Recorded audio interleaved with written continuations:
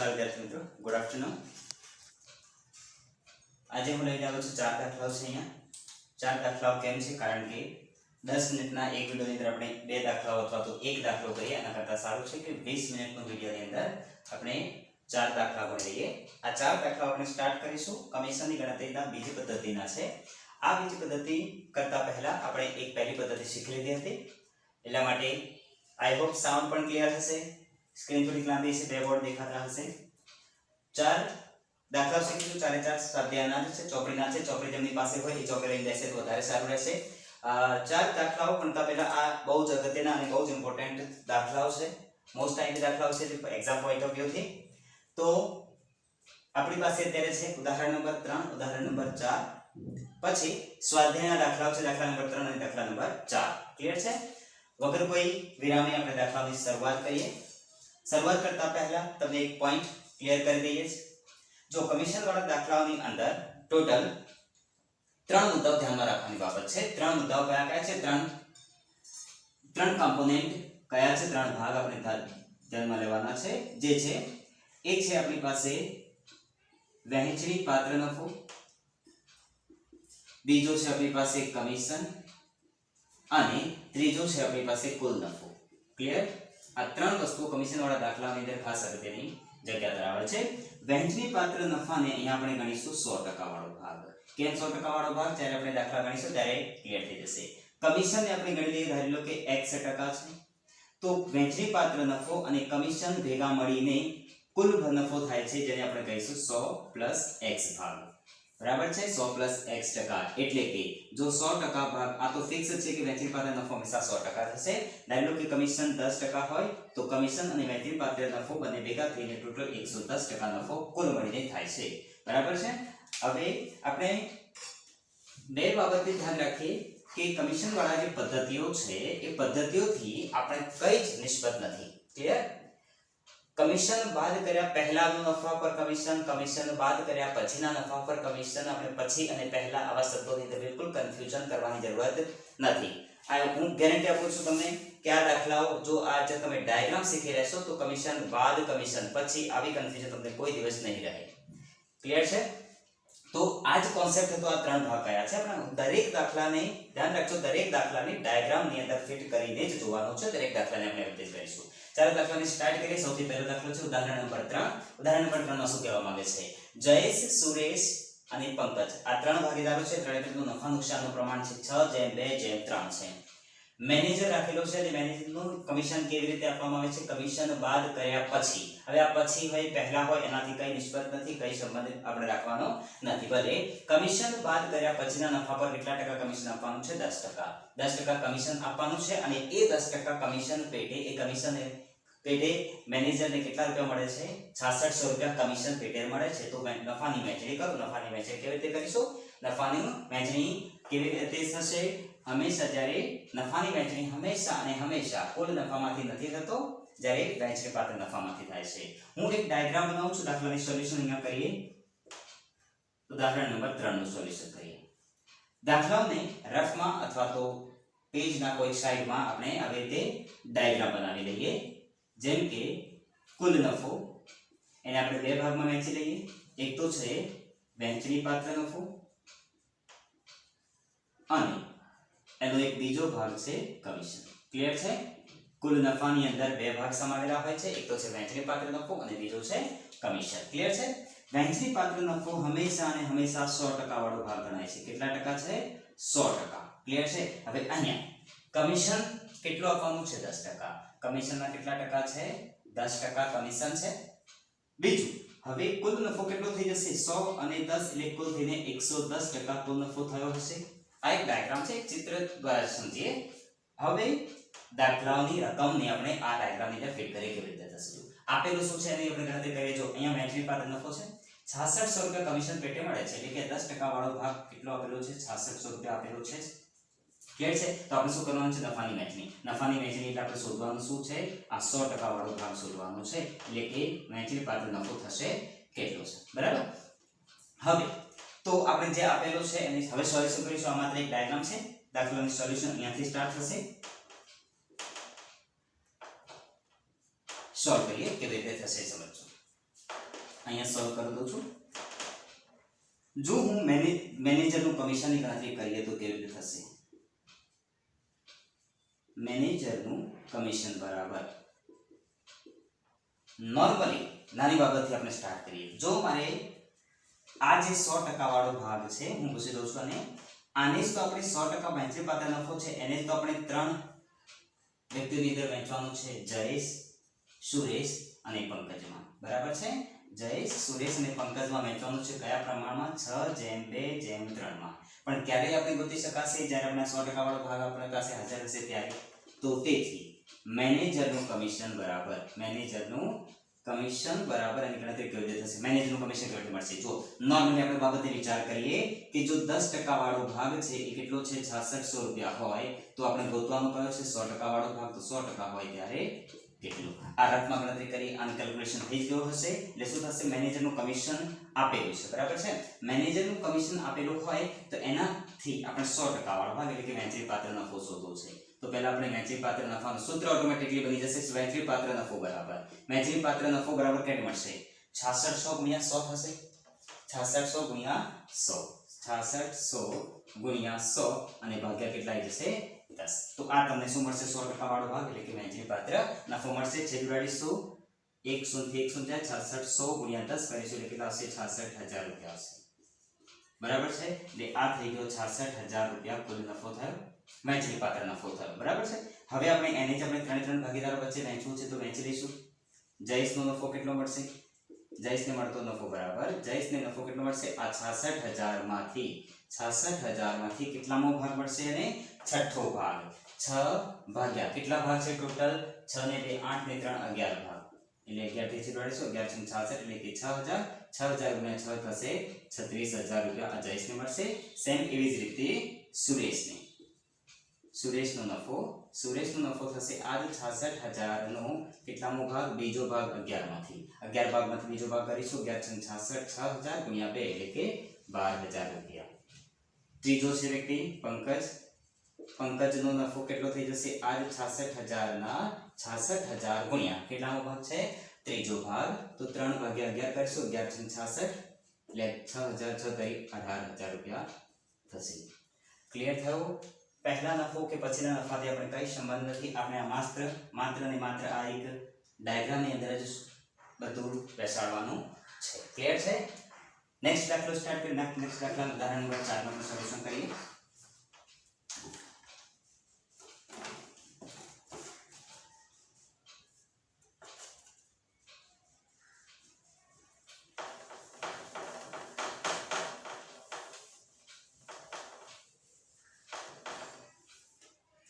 ઉદાહરણ નંબર 4. શીલા, સુરભી અને સીમા. હું અહીંયા આ બોર્ડ પર ડાયાગ્રામ બનાવી દઉં છું. આપણી પાસે ડાયાગ્રામ શું હોય છે? એક તો હોય છે કુલ નફો, એના બે ભાગલા પાડવા પડે છે. બે ભાગલા કયા છે? એક તો વહેંચણી પાત્ર નફો પ્લસ બીજો ભાગ હોય છે કમિશન. બરાબર છે? વહેંચણી પાત્ર નફો હંમેશા 100% હોય. બરાબર છે? ગણીએ. શીલા, સુરભી અને સીમાનું નફા નુકસાનનું પ્રમાણ છે 5:7:9 છે. મેનેજર રાખેલો છે એક કમિશન પેટે. કમિશન કેટલું આપવાનું છે? તો કમિશન બાદ કર્યા પછીના. હવે પાછું અહીંયા પછી શબ્દ આવી ગયો છે. આનાથી આપણે કઈ મતલબ નથી. પછી લખેલો હોય કે પહેલા લખેલો હોય, ડાયાગ્રામ જરૂરી છે. બરાબર? આ નફા પર કેટલા ટકા કમિશન આપવાનું છે? 10%. આ ભાગ કેટલો છે? 10%. મતલબ કુલ મળીને આ કુલ નફો કેટલો થઈ જવો જોઈએ? 110%. બરાબર? આ જે વહેંચણી પાત્ર નફો છે એ જ આ ત્રણ વ્યક્તિઓ વહેંચશે. કોણ છે? શીલા, સુરભી અને સીમા. બરાબર? શીલા, સુરભી અને સીમા વહેંચી લેશે કેટલા પ્રમાણમાં? 5:7:9 ના પ્રમાણમાં. આ માત્ર ડાયાગ્રામ છે, કેલ્ક્યુલેશન માટે જ છે ખાલી. આ રકમ તમે કરશો તો બી ચાલશે. હવે જો શું કહે છે? જો સુરભીના ભાગે ₹7000 નફો આવતો હોય. સુરભીના ભાગે કેટલો નફો આવે છે? 7000 રૂપિયા નફો આવે છે.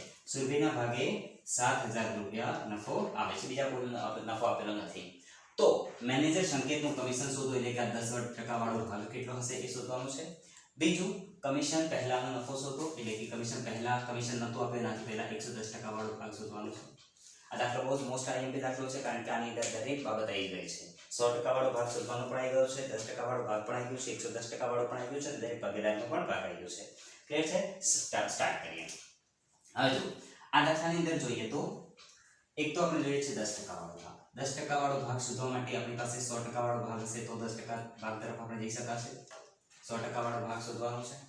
એક કોના આધારે મળશે? આ 7000 છે આપેલું હોય એના આધારથી જ આપણે જવું જોઈએ. તો હું અહીંયા શું કહું કે આ જે 7મો ભાગ છે, 7મો ભાગ બરાબર શું છે? 7000 રૂપિયા છે.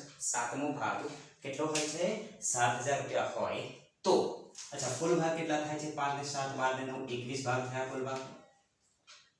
100% એટલે કેટલા ભાગ? 21 ભાગ. બરાબર. આ ટોટલ મળીને કેટલા નફો એ લોકો વેચ્યો હશે? 7 ના હિસાબથી 7000, 5 ના હિસાબથી 5000, 9 ના હિસાબથી 9000 એવી રીતે થાય. પણ આપણે આ બધાય બાકી ભાગીદારની રકમ શોધવાની જરૂરત નથી. આપણે શું કરીએ કે જો 7મા ભાગનો નફો, 7મા ભાગનો નફો બરાબર કેટલો હોય છે? 7000 રૂપિયા. તો ટોટલ 21મા ભાગનો નફો કેટલો હશે? 21મા ભાગનો નફો બરાબર કેટલો? બરાબર. 21મા ભાગનો નફો એનો અર્થ શું થાય છે? વહેંચણી પાત્ર નફો થાય. તે આપણે શોધી લઈશું કે ભાઈ વહેંચણી પાત્ર નફો બરાબર સૂત્ર બનાવી લઈશું. વહેંચણી પાત્ર નફો બરાબર શું થઈ જશે? 7000 ગુણ્યા 21 ભાગ્યા 7. 7 થી છેદ ઉડશે 1000 એટલે કુલ મળીને કેટલા ભાગ થઈ ગયા છે? 21000 રૂપિયા. આ જે રકમ છે આ કેટલી આવી જશે આપણી પાસે? 21000 રૂપિયા આવી જશે. ક્લિયર થયો? એક વખત ફરીથી આપણે થોડી રિવાઇઝ કરીએ. જો 7% 7મો ભાગ જે હતો એ 7મો ભાગ કોના બરાબર છે? 7000 રૂપિયાના બરાબર છે. 7મો ભાગ 7000 ના બરાબર. તો કુલ તો આપણી પાસે 21 ભાગ કર્યા હશે આ લોકો. 21 ભાગને જ વેચ્યા હશે. 21 ભાગમાંથી જ 7મો ભાગ આને મળ્યો હશે. તો કુલ ભાઈ આની પાસે રકમ હતી કેટલી? 21 ભાગની હતી રકમ. એટલે 21મા ભાગની રકમ શોધી. એટલે 21મા ભાગની રકમ એટલે એનું બીજું નામ શું થઈ ગયું? વહેંચણી પાત્ર નફો જ કહેવાય. તો 21મા ભાગની રકમ એટલે ટોટલ મળીને એમની પાસે કેટલા હતા? 21000 રૂપિયા હતા. હવે આપણે એને કમિશન આપી શકાશે? મેનેજરનું કમિશન આપી દઈએ. એ મેનેજરનું કમિશન બરાબર મેનેજરનું નામ છે સંકેત. મેનેજર સંકેતનું કમિશન બરાબર કેટલું હશે? આ 21000 ના કેટલા ટકા? 10%. આ ગણતરી કેવી રીતે થઈ? ફરીથી કહી દઉં છું. અહીંયા શું આપણે કહી શકાય છે કે જો 100% એ કોના બરાબર હોય? 21000 ના બરાબર હોય તો 10% એ કોના બરાબર હશે? એટલે શું થઈ જશે? 21000 ગુણ્યા 10 ભાગ્યા 100 થશે. બરાબર છે. કયો રકમ કોના કેટલા ટકા એનાથી મતલબ નથી. આપણે જોઈએ કેટલા ભાગ બરાબર કેટલું છે અને કેટલું ભાગ આપણે શોધવાનો છે. ક્લિયર થયું? તો મેનેજર સંકેતનું કમિશન પણ મળી ગયું છે. બીજી વસ્તુ આપણે શોધવાની હતી કમિશન પહેલાનો નફો. કમિશન પહેલાનો નફો આપણે શોધી લઈએ. આની બે રીત હશે. કમિશન પહેલાનો નફો શોધીએ તો કમિશન પહેલાનો નફો બરાબર કમિશન પહેલાનો નફો ક્યારે મળશે? આ 110% વાળો એટલે કે વહેંચણી પાત્ર નફો પ્લસ કમિશનને આપણે એડ કરી દઈશું. વહેંચણી પાત્ર નફો હતો 21000 રૂપિયા અને પ્લસ કમિશન હતું. કમિશન આપણે કાઢવાનું રહી ગયું છે. 100 થી 100 જાય એટલે કેટલા રૂપિયા આવી જશે? કમિશન આવી જશે 2100 રૂપિયા. એટલે 21000 પ્લસ 2100 રૂપિયા કરીશું એટલે કેટલા આવશે? 23100 રૂપિયા. આ થઈ ગયું કમિશન પહેલાનો નફો. આ હતી પહેલી રીત. બીજી રીત આપણે એવી રીતે પણ કહી શકાય છે કે જો 100% વાળો ભાગ 21000 રૂપિયા હોય તો 110% વાળો ભાગ બરાબર કેટલો? તો આમાં પણ અહીં જવાબ આવશે 21000 ગુણ્યા 110 ભાગ્યા 100. 2 શૂન્યથી 2 શૂન્ય જાય. 21 210 ગુણ્યા 110 કરીશું એટલે કેટલા આવશે? 23100 જ આવશે. ક્લિયર છે? આપણે કરવાની જરૂરત નથી. આ છે આપણી પાસે કમિશન પહેલાનો નફો શોધવો હોય ત્યારે વહેંચણી પાત્ર નફો પ્લસ કમિશન કરવું પડે છે. ક્લિયર છે? ના ખબર પડે તો કમેન્ટમાં તમે લખી શકો છો. કમેન્ટમાં લખશો તો કદાચ હું પાછો દાખલો આ કરાવી દઈશ. બરાબર છે? સેમ ટુ સેમ આવા જ પ્રકારના ઘણા બધા દાખલાઓ છે. નેક્સ્ટ દાખલા તરફ આપણે જઈએ.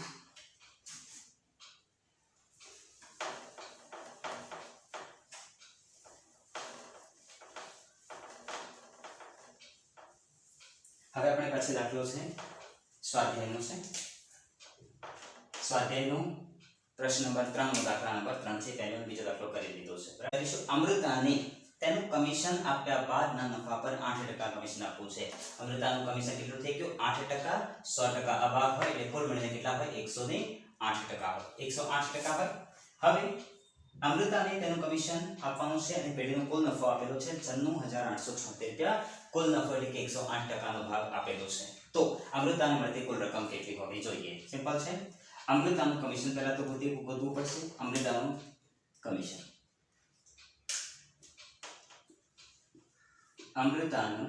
કમિશન બરાબર કેવી રીતે મળશે એની આપણે ગણતરી કરી લઈશું. સૌથી પહેલા તો આપણે શું ભાગ આપેલો છે ને શું શોધવાનું છે એની ગણતરી કરીશું.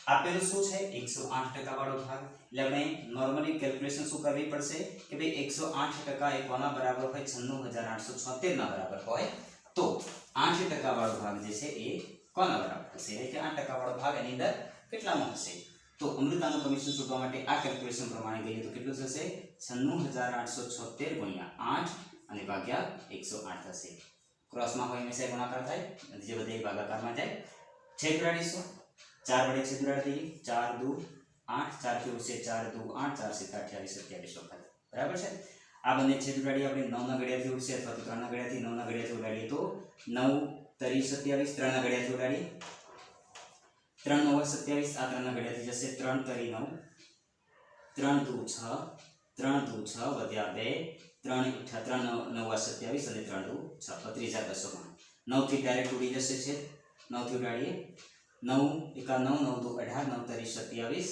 9 ચોક 36 9 તરી 27 હશે 27 માં 32 માંથી 27 જાય વધ્યા 5 52 થયા 9 ચોક 36 9 પંજા 45 9 6 54 થાય 9 પંજા 45 સુધી જવું પડશે 45 52 માંથી 45 જાય 52 માંથી 45 જાય વધ્યા 7 79 થયા 9 ઈઠા 72 થાય 9 ઈઠા 72 પાછા વધ્યા 7 પાછા 9 ઈઠા 72 એટલે 3588 જે ઓવરઓલ ગુણનફળનો આન્સર શું આવે છે 3588 ગુણ્યા 2 કરીશું એટલે આવશે 8 દુ 16 વધી પડી 1 8 દુ 16 ને 1 17 વધી પડી 1 5 દુ 10 ને 1 11 વધી પડી 1 3 દુ 6 7 7176 રૂપિયા છે ક્લિયર થયું આ થયું એનું કમિશન અમૃતાનું કમિશન બરાબર કેટલું આવશે 7176 રૂપિયા એનું અમૃતાનું કમિશન થયું અમૃતાનું કમિશન કેટલું છે 7176 ક્લિયર છે આપણે શોધવાનું છે અમૃતાને કમિશન તો મળી ગયો છે હવે અમૃતાને નફામાં પણ તો ભાગ મળવો જોઈએ નફામાં ભાગ ક્યારે મળશે જ્યારે આપણી પાસે 100% વાળો ભાગ હશે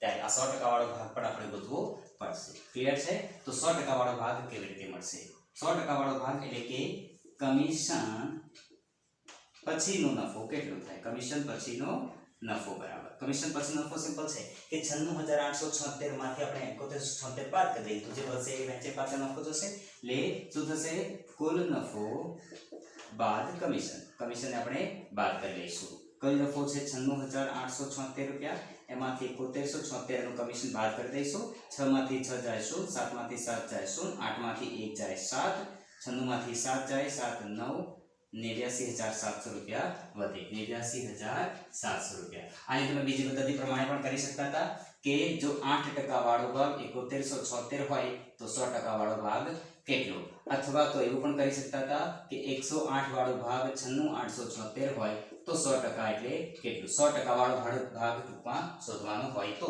ગમે તે રીતે કરી શકાય છે આપણી પાસે ડાયરેક્ટ બાદબાકી થઈ જાય છે તો એટલે ગુણાકાર ભાગાકારથી જવાની કોઈ જરૂરત નથી તો આવી રીતે તમને મળી જશે અમૃતાની કુલ રકમ બરાબર અમૃતાની મળતી કુલ રકમ બરાબર અમૃતાની કુલ રકમ કેટલી મળશે એક તો એનો નફો મળશે પ્લસ એનું કમિશન પણ એને મળશે નફો ની અંદર ભાગ ગણીશું તો અમૃતાનો નફો ગણીશું અમૃતાનો નફો બરાબર 89700 ને એ કેટલા ભાગમાં વહેંચશે 1/2 કેટલું 1/2 ગુણ્યા 1/2 બે ભાગાકાર કરી લઈશું કેટલા આવશે 2 ચોક 8 2 ચોક 8 2 ઈઠા 16 2 પંચા 10 44850 રૂપિયા 2 થી 2 ભાગલા કર્યા છે 2 ચોક 8 2 ચોક 8 વધ્યા 1 2 ઈઠા 16 વધ્યા 2 પંચા 10 44850 રૂપિયા એટલે કુલ મળીને એને કેટલું મળશે 44850 નફા પેટે અને કમિશન પેટે એને મળશે 7176 રૂપિયા જે કુલ સરવાળો થશે 7 ને 5 12 8 ને 1 9 ને 1 10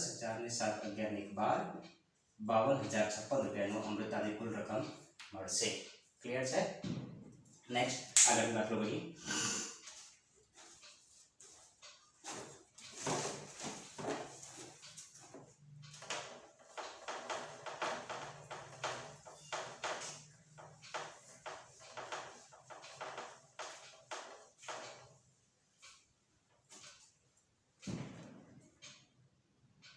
જેવો ઉદાહરણ નંબર 4 તો એવી જ રીતે દાખલા નંબર 4 પણ છે બરાબર છે ગણિત વિસ્મય અભિજીત અને કુણાલ એનું નફા નુકસાનનું પ્રમાણ છે 3 જેમ 2 જેમ અહીંયા હું ડાયાગ્રામ બદલી દઉં છું 3 ભાગીદારો છે એક તો છે વિસ્મય અભિજીત અને કુણાલ છે બરાબર છે એનું નફા નુકસાનનું પ્રમાણ છે 3 જેમ 2 જેમ 4 છે 3 જેમ 2 જેમ 4 મેનેજરને તેનું કમિશન આપ્યા બાદ નફા પર 10% કમિશન મળે છે એટલે કે આ ભાગ કેટલો છે 10% એટલે આ કુલ મળીને કેટલો થવો જોઈએ 110% થવો જોઈએ 110%. હવે શું કહે છે કે અભિજીતના ભાગમાં 30000 રૂપિયા આવે છે. અભિજીતના ભાગમાં કેટલો આવે છે 30000. એટલે આ જોઈ લો સેમ ટુ સેમ ઉદાહરણ નંબર 2 અને ઉદાહરણ દાખલા નંબર 4 બંને સેમ જ છે બરાબર છે. તો આપણે અહીંયા શું કીધું છે મેનેજરનું કમિશન કેટલું માત્ર આ 10% વાળો ભાગ શોધવાનો છે. આ 10% વાળો ભાગ ક્યારે મળશે જ્યારે આપણી પાસે 100% વાળો ભાગ હશે ત્યારે જ. તો અભિજીતનું કમિશન પરથી ટોટલ કેટલા ભાગ થાય છે 3 ને 2 5 ને 4 9 ભાગ કુલ મળીને તો 9 ભાગ હતા. તો આપણે એ જ 9 ભાગ શોધીશું. 9 ભાગ કેવી રીતે મળશે? જો હું કહું કે બીજા ભાગ બે ભાગમાં મળતો નફો બરાબર 30000 રૂપિયા હોય બે ભાગ. આ વાક્ય ગમે તે રીતે તમે લખી શકો, બસ આપણે વ્યવસ્થિત રીતે ગણતરી વ્યવસ્થિત હોવી જોઈએ. બે ભાગમાં મળતો નફો 30000 હોય તો કુલ મળીને 9 ભાગ છે. તો 9 ભાગમાં મળતો નફો બરાબર કેટલો? બરાબર છે. તો એવી રીતે આપણને શું મળશે? વહેંચણી પાત્ર નફો મળશે. વહેંચણી પાત્ર નફો કેવી રીતે થશે? 30000 ગુણ્યા 9 ભાગ્યા 2 બરાબર છે. 2 × 115 વખત 15000 ગુણ્યા 9 એટલે કે 15 × 9 135 અને 3 મીંડા એટલે કે 1,35,000 રૂપિયા કુલ નફો થયો. એટલે કે આ રકમ કેટલી મળી? 1,35,000. હવે આપણે શોધવાનું છે મેનેજરનું કમિશન. તો મેનેજરનું કમિશન શું થશે? મેનેજરનું કમિશન બરાબર આ જે 1,35,000 છે 1,35,000 ના કેટલા ટકા? 10/100. સિમ્પલ હું શું કહીશ કે 100% એ 1,35,000 ને બરાબર હોય તો 10 = ના બરાબર હશે. સેમ આ જ કેલ્ક્યુલેશન અહીંયા છે 1,35,000 ગુણ્યા 10/100 બરાબર છે. તો ખબર પડી ગઈ હશે કે 10/110 ક્યારે આવે અને 10/100 ક્યારે આવે. તો 2 શૂન્યથી 2 શૂન્ય જાય 1350 ગુણ્યા 10 કરીશું કેટલા આવશે? 13,500 રૂપિયા. એટલે કમિશન મેનેજરને કેટલું મળવું જોઈએ? 13,500 રૂપિયા કમિશન પેટે મળવું જોઈએ. ક્લિયર છે? આ 4 દાખલાઓ પૂરા થઈ ગયા છે. જો કોઈ 4 દાખલામાંથી કોઈ પણ એક દાખલામાં કન્ફ્યુઝન હોય તો તમે કમેન્ટમાં લખી શકો છો બરાબર છે. ત્યાં સુધી સ્ટે હોમ સ્ટે સેફ.